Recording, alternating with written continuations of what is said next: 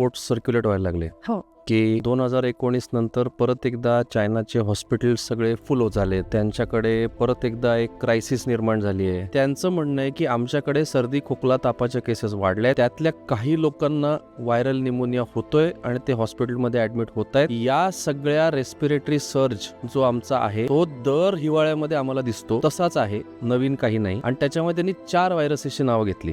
कुठली? Influenza virus, जे swine flu आपण म्हणतो लोकल लँग्वेज मध्ये, ती एक H1N1, दुसरं रायनो व्हायरस, तिसरं रेस्पिरेटरी सिन्सिशियल व्हायरस आणि चौथं ह्युमन मेटानिमो व्हायरस. आपण तो एक व्हायरस घेतला, त्याला सोशल मीडियावर एक सेन्सेशन बनवून टाकलं. पण त्यांचा जर रिपोर्ट ऐकला तर त्यांच्या मते सर्वात जास्ती केसेस ओपीडी मध्ये आणि ऍडमिट होणाऱ्या व्हायरल निमोनियाच्या केसेस या इन्फ्लुएन्झामुळे. ह्युमन मेटानिमो व्हायरस हा मागच्या 60 वर्षापासून पूर्ण जगामध्ये फिरतोय. त्याचा सब युनिट A2 हा भारतामध्ये 20 वर्षापासून आहे आणि हा व्हायरस दरवर्षी थोड्या फार प्रमाणात सर्दी खोकला ताप किंवा निमोनियाचे केसेस कॉज करतोय. ह्या एक कॅटेगरी अशी आहे की ज्यांना ब्लड कॅन्सर आहे त्यांना किमोथेरपी चालू आहे, किंवा ब्लडचे आजार आहे त्यांना ट्रीटमेंट चालू आहे, किंवा बोन मॅरोचं प्रत्यारोपण झालंय त्यांना स्टिरॉइड चालू आहे.